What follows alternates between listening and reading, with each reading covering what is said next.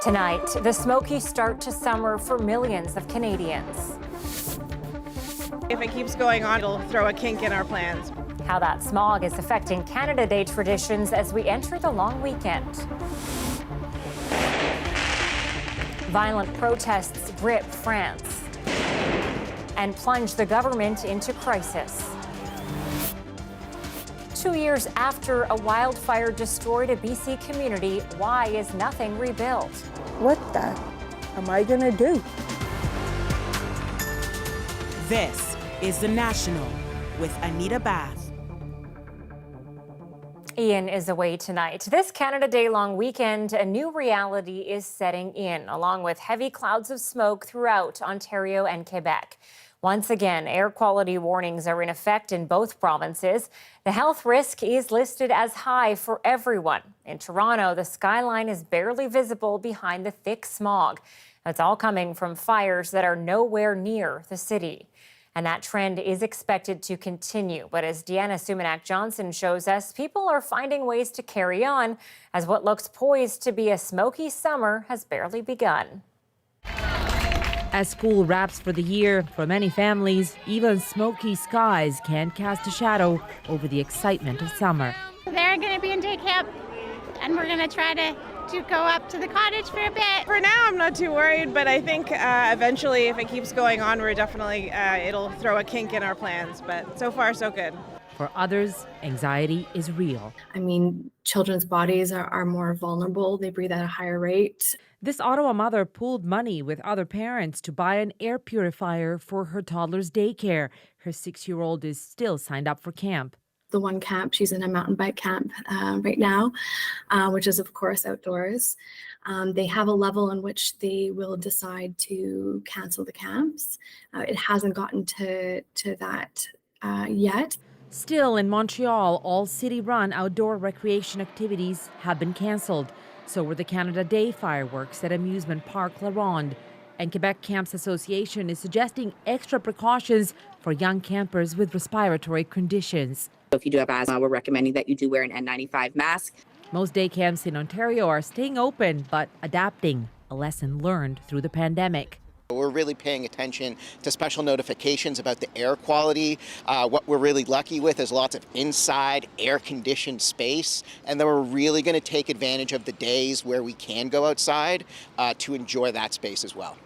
Parents should also make a habit of checking the air quality index when trying to decide what's safe for their kids, says this doctor. If it's mild to moderate and your child does not have a respiratory or a heart condition, they can do activities. It's not the time to start training for a marathon, but they can do activities in moderation.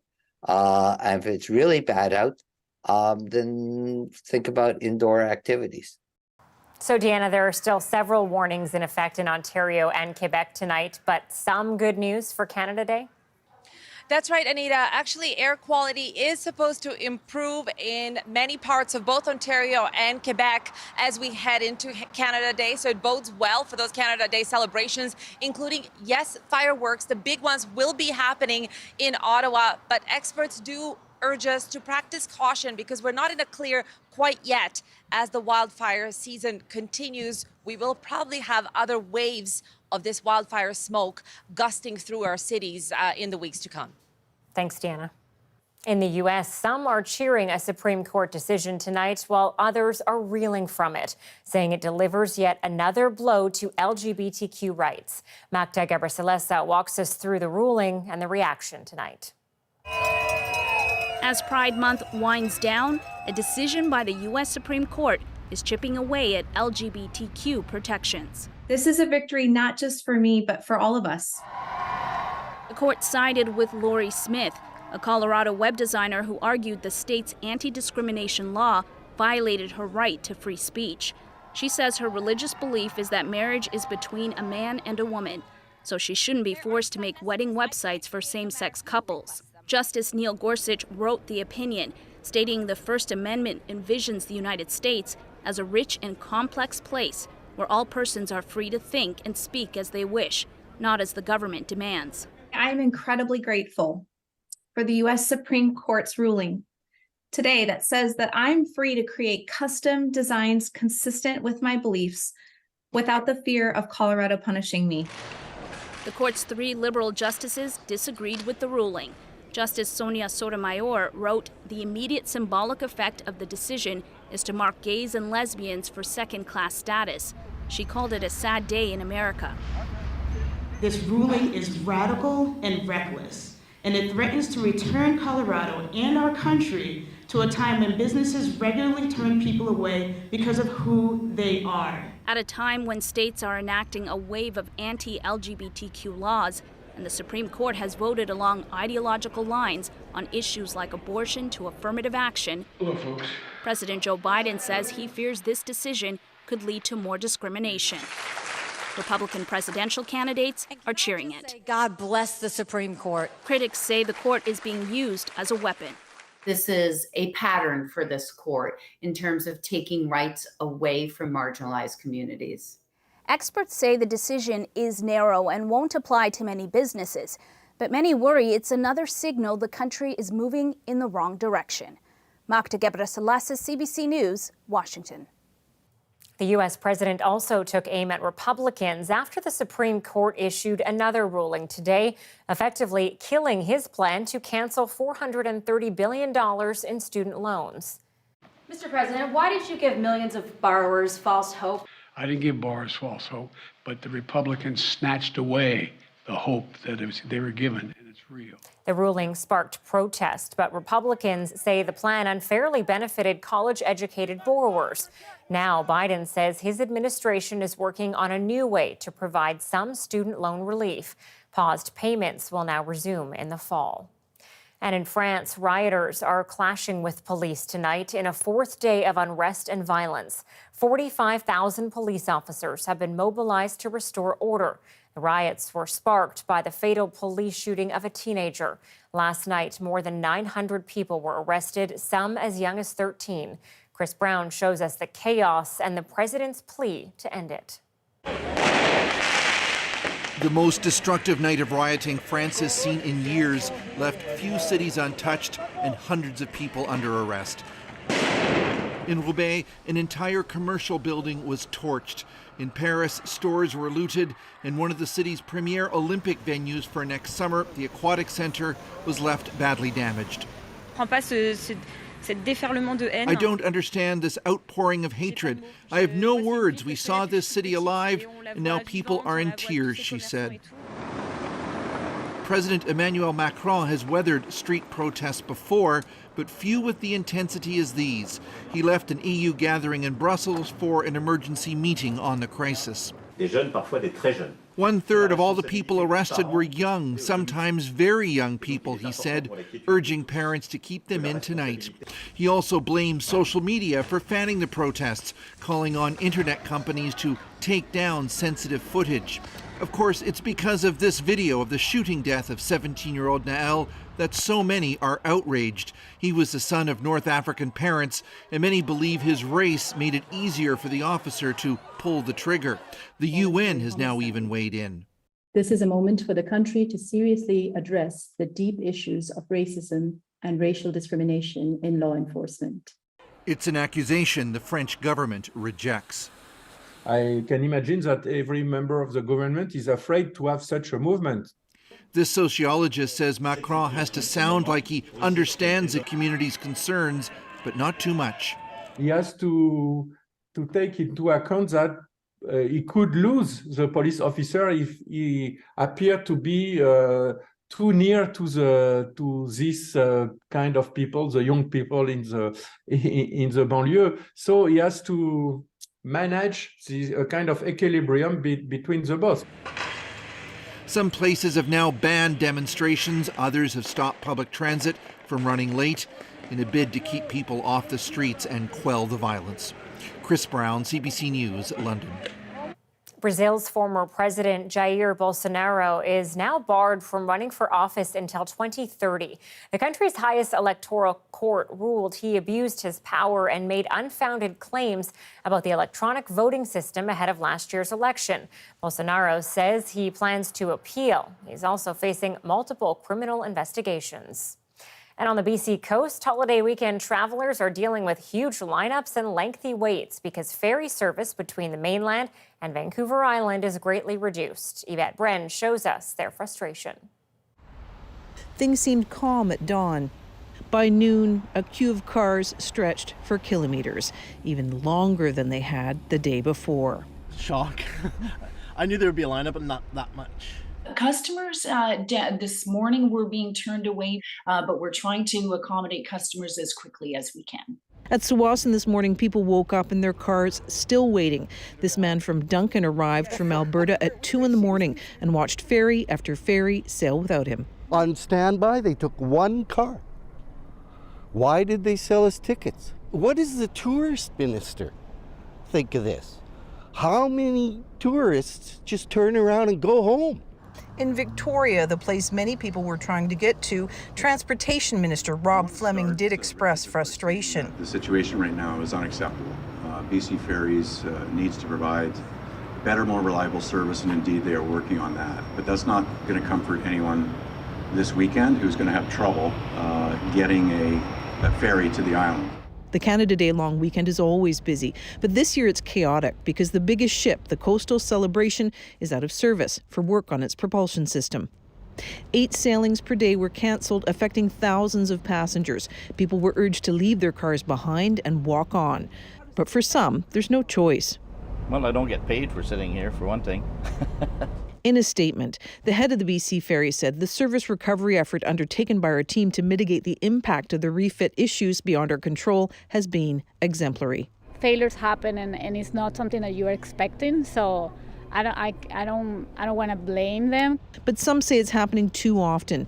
Eli Brennan operates tourism businesses near Qualicum on the island. We lose a little bit of confidence from our guests from traveling. Not sure if they can come to the island, if there's going to be a long wait. This service just is not viable. He says it's time for a bridge like the one to Prince Edward Island, but for now he's stuck in line, waiting for his ship to come in. Yvette Brend, CBC News, Tsawwassen, British Columbia. New clean fuel regulations come into effect tomorrow aimed at cutting harmful emissions from vehicles. Rafi Bujikanian explains what effect it could have for you when you fill up. Consumers are bracing for an increase in gas prices, though some say it's worth it. Of course, like if that was a basic question, pay a little bit more, better environment, it would help. As of July 1st, the federal government will require refineries in Canada to start reducing the amount of carbon emissions in gasoline and diesel production. They can choose how to do that. The regulations are expected to have differing impacts across the country. In Atlantic Canada, Irving is allowed to pass some of the expenses on to consumers. I think you're just punishing the working class because farmers, fishermen, truck drivers, they all transport goods with diesel. Atlantic premiers have been lobbying the federal government for a delay in implementation. And the reality is life just got a lot less affordable for Nova Scotians. Environmental and industry groups have spoken out in favor, but the federal Conservatives have been campaigning against it. Trudeau is going to allow the companies to pass all the costs on to consumers. And why hasn't Trudeau stopped them? When it comes to the clean fuel standards, our government has done more to fight climate change than any government in Canadian history. The parliamentary budget officer estimates this could push gas prices up by as much as 17 cents per litre by 2030. But many analysts say most consumers won't notice much for the first couple of years, and that Ottawa is hoping people will switch over to electric vehicles. We can see people are not going to be buying too many new gasoline cars. The infrastructure for electric recharging is going to ramp up really quickly. And I think this will not be an issue. But that increase in infrastructure may not be even. There could be more challenges in rural areas, adding to the regional inequality some expect from these rules. Rafi Bujikanian, CBC News, Ottawa. The head of a U.S.-based search crew today became emotional as he recalled the moment the rescue mission for the Titan submersible turned into a recovery. I have to apologize. We're still demobilizing. It's a lot of emotions. People are tired. 5 people were aboard the submersible to visit the wreck of the Titanic. Wednesday, U.S. Coast Guard said presumed human remains were found at a debris site. The wreckage was retrieved by a deep-sea robot. Multiple agencies in Canada and the U.S. are investigating the catastrophic implosion. And Canada's tornado alley may be shifting east, away from the prairies. Just this week, researchers confirmed 2 tornadoes touched down near Tweed, Ontario. Our Thomas Dagla got rare access to the on-the-ground investigation. He's showing us the damage and the growing danger. On the road in rural Ontario, following clues to a path of destruction, tornado trackers have come to the site of Canada's latest confirmed twister. We've received a report of damage on this property. From Western University, researchers are assessing the aftermath as tornado warnings this week set off concern from Manitoba to Quebec. The questions people always ask, right? Are there more tornadoes than there used to be? Like, is climate change having an impact? And I mean, the answer for now is just maybe. The team deploys as soon as they hear word of damage like this in Tweed, Ontario. They found this large tree uprooted and this home very nearly damaged by this tree that fell down almost right on it. With tools like drones, the Northern Tornadoes Project is getting the clearest picture ever of Canada's twisters. A look at damage from above, helping researchers classify this as an EF0 tornado. The latest among 24 twisters this year in a Canadian season that's only beginning. You're finding more, but you're also looking more. Exactly. Data gathered out there winds up back here at the research center, where they're mapping damage and seeing Canada's tornado alley moving away from the prairies. This does match climate change predictions. Tornadic storms are going to start happening more often in the eastern part of the country and less in the western part of the country. Researchers are even using this simulator to gauge what to expect as devastation risks hitting more densely populated centers, the way an EF2 tore up Barrie, Ontario 2 years ago. The general misconception is that we don't get tornadoes at all, and if we do, they don't affect anything. Gathering more data, the team hopes Canada stands a fighting chance, with earlier warnings of trouble ahead. Thomas Dagg, CBC News, Tweed, Ontario. Health officials in the U.S. are alerting the public about 5 rare cases of malaria. These are the first non-travel related cases in decades. The risk of contracting the disease is still low, but as Christine Birak shows us, climate change could change that. Some Canadians traveling to Florida are asking new questions. We've had our first patient who called in and wanted to learn a bit more and wanted to see if anti-malarial drugs were a requirement for traveling to Florida. The answer is no. 5 unusual malaria cases have been reported in the U.S. over the past month. Doesn't sound like much, but top American health officials issued a health advisory warning people to be on alert. Malaria is a life-threatening disease. It's not often seen in the United States, and we haven't seen it domestically acquired in over 20 years. Domestically acquired is key. It means mosquitoes in the U.S. are infected and spreading the disease. It is a little alarming to have a disease that we've eliminated from the United States and then have these few local cases. Eliminated in the U.S. and Canada with public health measures, but worldwide 2020 saw about 241 million cases of malaria. 627,000 people died, most of them children in sub-Saharan Africa. About 500 cases of malaria are diagnosed in Canada each year, mainly travelers. It's always a good idea, regardless of what infection we're talking about, to avoid bug bites. There's no vaccine for malaria, but there are treatments. Doctors advise travelers use bug repellent, cover up at dusk and dawn, and sleep in air-conditioned spaces. There's a resurgence of malaria in many parts of the world. Infectious disease doctors say climate change is allowing various types of mosquitoes to thrive in new areas, bringing diseases like Zika, dengue, and malaria with them. I wouldn't say we need to sound the alarm bells today, but it is perhaps an indication of what may be forthcoming. American health authorities say all 5 patients who contracted malaria have since recovered. Doctors on both sides of the border say there will likely be more cases. Christine Birak, CBC News, Toronto. Movie fans tonight are remembering the great body of work left by Alan Arkin, the Oscar-winning character actor. Back up a minute. You know what a loser is? A real loser is somebody that's so afraid of not winning, they don't even try. Now you're trying, right? Arkin won his first Oscar for Best Supporting Actor for his role here in Little Miss Sunshine. 40 years earlier, he received the first of 4 nominations for a comedy directed by Canadian Norman Jewison. He acted in 2 adaptations of Mordecai Richler novels and had a summer home on Cape Breton Island. Alan Arkin was 89 years old. Well, nearly 2 decades after it disappeared from classrooms, cursive writing will once again be taught in Ontario schools this fall. Hopefully my son will be able to read my writing in cursive and that he'll be able to have that skill too. What's behind the move to put pencil to paper again? Next. Struggling to rebuild from nothing. I have a chunk of dirt. How am I going to deal with this? We revisit Lytton, BC, 2 years after a devastating wildfire. And later, Anand meets Anita Anand. May I just say this is one of the most surreal experiences of my life. 2 Anitas finally get face-to-face, but will it clear up the confusion? We're back in 2.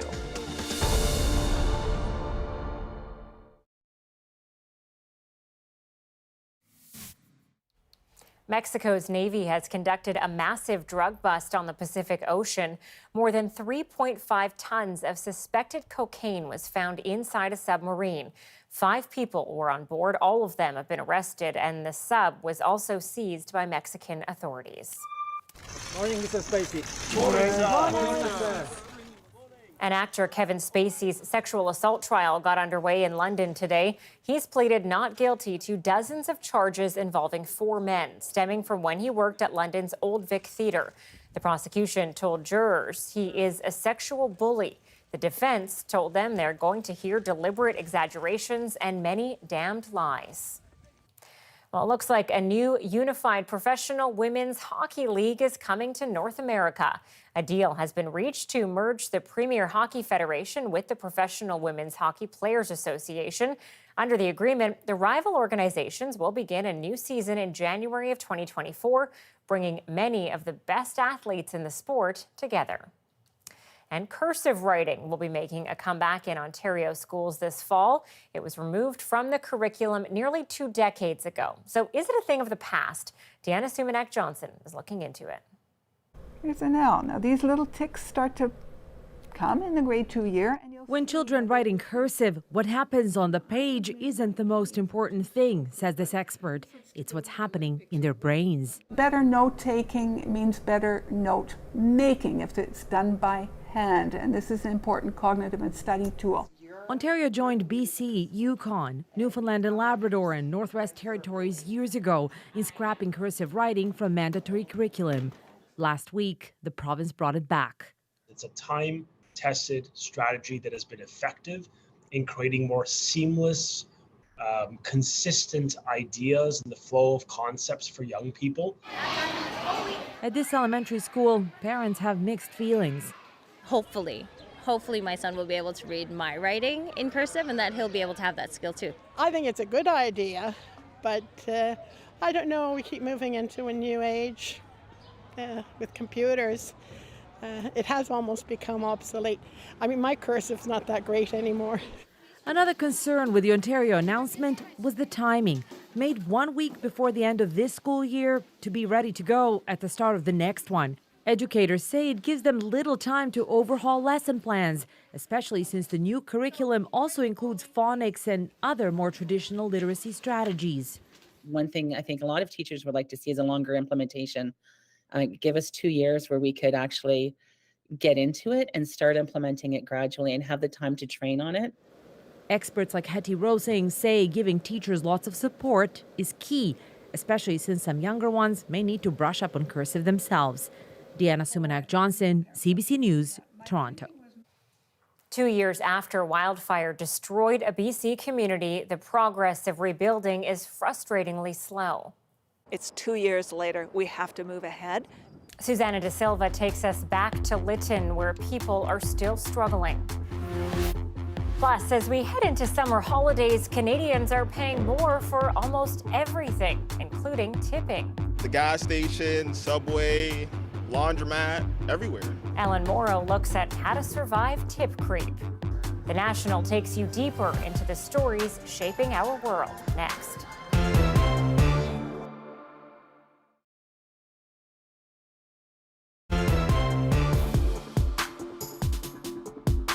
Everywhere we look. Today marks 2 years since a catastrophic wildfire ripped through Lytton, BC, destroying the village and the livelihoods of those who called it home. While a lot of time has passed, the recovery has been slow, and there's no sign of the structures that once stood. Some residents have given up on the prospect of returning. For those who do want to go back, there is some hope. Just this month, a local state of emergency was lifted, paving the way for a faster rebuild. Susanna De Silva returned to Lytton and is showing us a community still frustrated and traumatized 2 years later. Now, where are they? Actually, back over here is our staircase. The passage of time and the level of destruction mean Denise McIntyre needs a minute to figure out exactly where her home of 40 years once was. I'm still grappling the fact that, what the am I going to do? I have a chunk of dirt. How am I going to deal with this? McIntyre was a volunteer firefighter. Her face burned as she tried to fight the flames that destroyed almost all of the village of Lytton and killed 2 people. Memories of that day still haunt her, from panic attacks triggered by a smoky fireplace to the fear of loss. Well, I've become a hoarder in my truck. Kids have given me a picture that we had a copy because mine burnt. And I had it up and then I realized, shit, we had a scare up in Botany. What happens if we have to evacuate? So that picture's not hanging anymore. I've got it in a duffel bag so they can go with me because I don't want to lose another picture. Trauma, not helped, she says, by the fact that 2 years later, this is what the village still looks like. Not one building permit has been issued. Yeah, I am frustrated that we are. On the other hand, we're here. It's 2 years later. We have to move ahead. Denise O'Connor lost her home and was elected mayor in the fall, hoping to get rebuilding moving. She believes they have finally reached a turning point. Construction could begin in the next few months. She says the reasons it has taken so long aren't clear, but has advice for very small communities facing devastating wildfire loss. You know, we don't have the capacity to lead a recovery. And so I really hope the provincial government looks at that for the future. The neighboring Lytton First Nation lost its band office and several dozen homes, but there are signs of progress. A small grocery store, new offices, and temporary housing. It credits partnerships with all levels of government and efforts from band members for what has been done. But the community is still lacking things like healthcare, which were based out of the destroyed Lytton village. People want to situate and find new homes that are going to be comfortable and sustain them in the long run. Councillor John Hogan lost his home and is thinking about what and how to build. You have to look at the environmental elements and what's going to be really something that can withstand the different things. There is money from the federal government for fire resiliency upgrades, but homeowners have to put the money up front, and there is little help for the uninsured to rebuild what they had. Residents say some of their neighbors have given up, sold their properties, while others have died waiting in the hopes they would someday be able to return to a home here. I don't remember the property having that much sand on it. McIntyre was uninsured after an illness left her unable to afford insurance. She had hoped to retire soon. There's days that I just, oh, to hell with it, you know. And then I think, okay, I got kids. They're the things that are keeping me going, and my family, right? But if I have to give this place up, unfortunately I will. Just because I don't know how long my mental health will be able to handle it. She admits she is more optimistic after the recent lifting of the evacuation order, meaning she can more easily come here and start making rebuilding plans, knowing it will still be a long time before she can come home. Susanna De Silva, CBC News, Lytton, BC. And for Indigenous communities, wildfires can have a lasting effect on the land, forcing people to change their way of life. Sam Sampson takes us inside a First Nation that's having to abandon tradition just to survive. It's laughter. It's music. It's fresh air. This land-based cultural education camp just opened 2 years ago in northern Saskatchewan, and it almost burned down last year. Right here, and it just went that way. Just kind of weird the way the fire was. It kind of circled around the land base. Fire burned so close to Stanley Mission last year, within 1 kilometer. Everyone was forced out for more than 2 weeks. When they came back, this is what they found. Decimated trees and soil burned right down to the rock. You lose all the nutrients that the trees need to regrow, especially the conifers. They need that mineral to be able to regrow itself. So it will grow eventually once it starts coming back, but it will take years. Fires are a natural part of a forest's life cycle, but what's happening this year is not natural.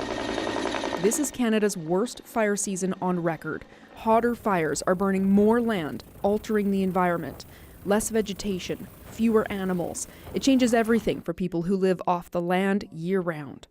Just ruins their livelihood, and they have to come back to the community where they're not used to conventional means of accessing food, where they're used to being out into the forest, finding food, hunting, and just to live their daily lives, and it's not there anymore.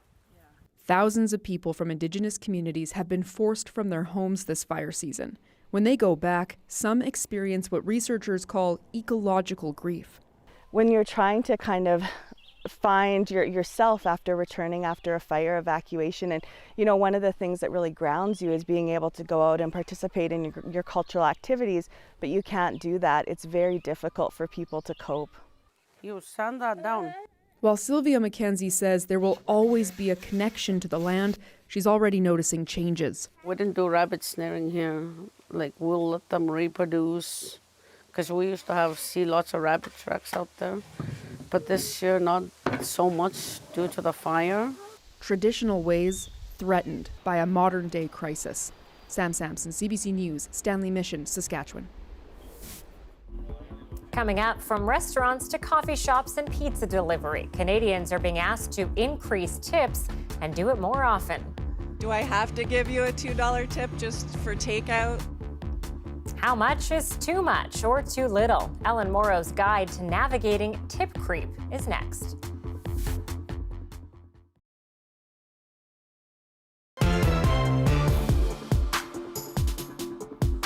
We've all been there, buying coffee, paying a restaurant, or ordering groceries, thinking, how much should I tip? 15% was the standard, but what is it now? Tips are also being asked for on all kinds of purchases. So earlier this year, Ellen Morrow put together a tipping survival guide.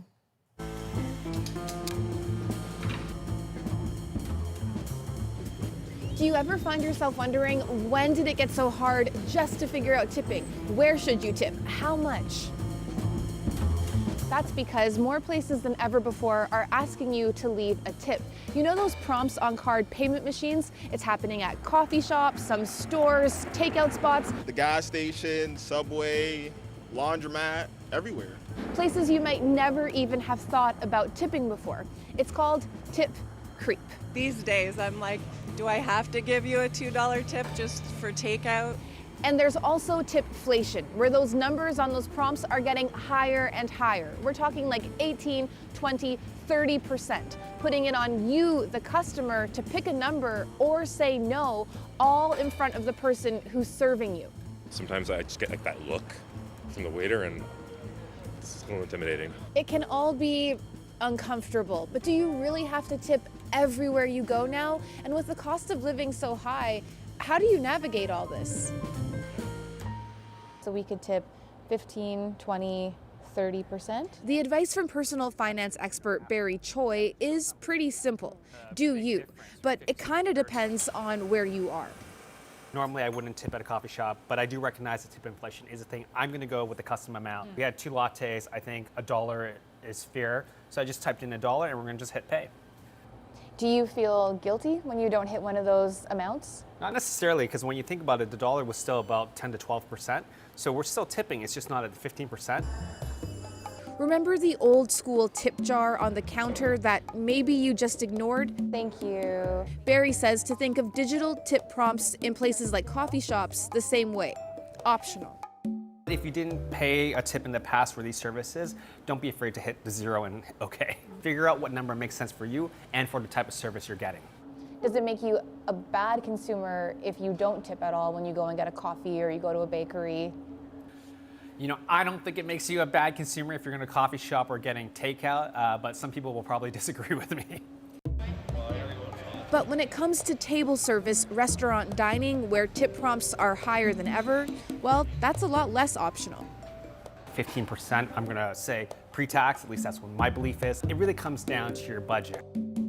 Hi, Rubina, can you hear me? Rubina Ahmed Haq, another personal finance expert, says start thinking even higher. Restaurants and bars, 18% may become the minimum, and then that will just be part of what people budget before they go out.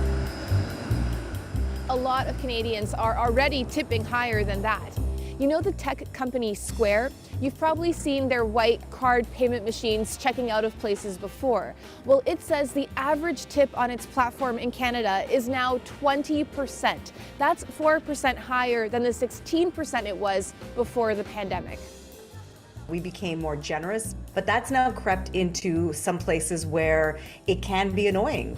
So tipping more and more often can be tough, especially with inflation. But you also need to think about minimum wage, because that's what most service workers are paid, and it's just not keeping up with the rising cost of living. Look at Ontario. The general minimum wage is $15.50, but a living wage, what someone would need to actually cover their basic expenses, would be $23.15 for a worker in the Greater Toronto Area. In British Columbia, the minimum wage is $15.65, but a living wage for a worker in Vancouver would be $24.08. And in Nova Scotia, the minimum wage is $13.60, but a living wage for someone in Halifax would be $23.50, almost $10 higher. Barista Vincent Garcia says tips are huge for workers like him. People who work in the customer service industry are underpaid or paid minimum, so even getting some extra, few bucks an hour as tips, it makes all the difference. But is there a way around all of this? Some restaurants have totally done away with tipping, paying their employees a living wage instead of minimum and telling customers not to leave a tip. In a recent survey, 59% of Canadians say they prefer that model, even if it means higher menu prices. So we're here at Beast Pizza in Toronto that does just that. Everyone in every position gets paid the same. We do factor that into the costs of what we offer, which doesn't really impact the menu that much. And so what reaction do you see from customers when they come in and see no tipping on your menu? I mean, no tipping, no one thinks that's a bad thing, Why should we expect people to pay other people's salary instead of a business? And also working in kitchens for a long time and seeing the inequality of tips with front of house, ethnicity, race, sex, age, all that stuff. I think it does lend itself to definitely more of a teamwork feeling. Have you ever thought about the fact that maybe you could make more money if you were getting tips? You're not going to have a night where you make $400 or $500. You're not going to have those crazy, amazing nights, but you're also never going to have a bad night. I'm very confident that levels out over time. Just knowing with confidence that I can make my rent every month, that's huge for me.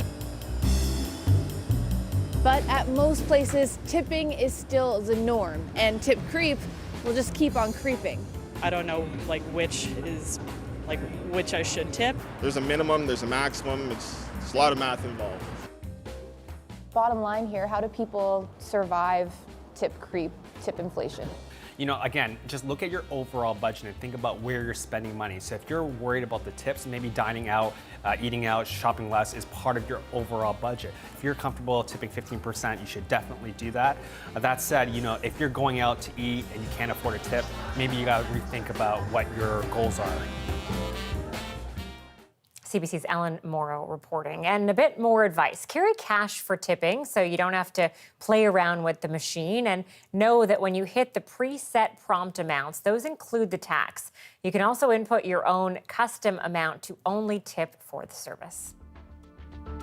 Coming up, a century after a racist and discriminatory law against immigrants from China, a new exhibit is honoring the Chinese Canadians who persevered in spite of it. Plus, for a lot of time, Anita, Anand, Defence Minister of Canada, people have mixed me up with you.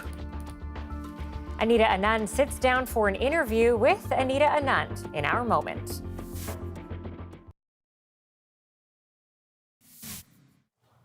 Today, the Order of Canada welcomed 85 new recipients, among them Toronto Raptors president Masai Ujiri for his contributions to basketball and increasing access to the sport for young Africans. Dan Levy, star and co-creator of CBC's Schitt's Creek, for his work in advancing Canadian television and his advocacy for LGBTQ communities.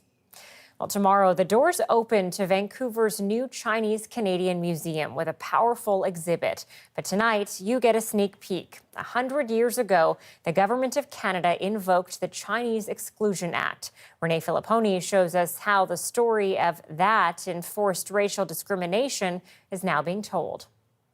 Must bar Oriental completely to save BC for the white race.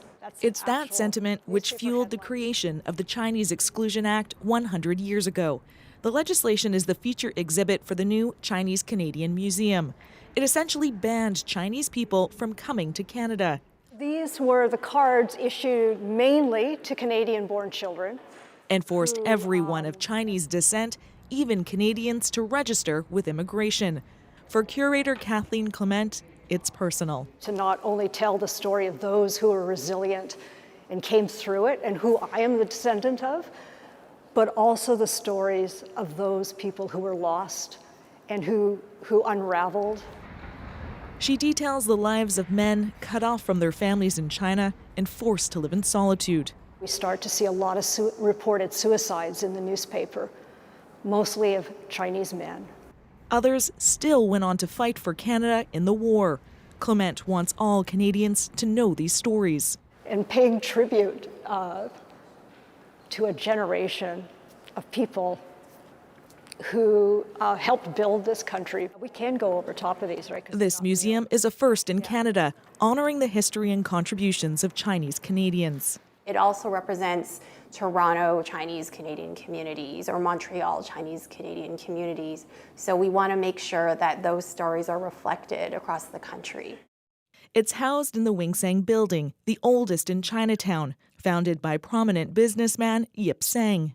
For generations, his family lived here, including his grandson. Chinatown celebration, we just come here and look. This was Mel Yip's playroom as a child. He says it's fitting this building is now home to the museum. The stories, all the challenges that the early Chinese had to go through to get accepted. And I think it's great for future generations to see. So grandfather must have... He says Wing Sang means everlasting in Chinese, and it's now a place for these stories to live on. Renee Filipponi, CBC News, Vancouver. Okay, so which of these two women is Anita Anand? The correct answer is actually both. Canada's Defence Minister and the BBC host share the same name. Now, they're often mistaken for one another, and now they've finally met in person. Anita Anand's interview with Anita Anand is our moment. Unbelievable. I literally think of you every day. May I just say this is one of the most surreal experiences of my life, because for a lot of time, Anita Arkin, Defence Minister of Canada, people have mixed me up with you. You're not me. We are two different people. Have you had the same? At least weekly, someone will confuse us, and I will walk into a speaking engagement and I will see your picture on the screen before I speak and just carry on. And that's just part of my life. Do you know that sometimes there are American TV stations that swap our faces around? Oh, yes. We met and we are two separate people. I'm going to tweet the picture of us together to prove that we are two separate, very different looking entities, because CNN ran my picture with a story about you. Now, I'm sure you saw that. I had nothing to do with that, but it did elevate my status somewhat. Hey, honestly, it's surreal. Honestly, surreal. Anita, and Anita. I get it. I think this probably happens to a lot of people. Thankfully, I don't think there are any other Anita baths out there. Maybe I'm wrong, but I don't think so. The wrong picture overhead, though, as you speak at an event or during an ad, yeesh. That's the National for June 30th. Thanks for being with us. Have a good night.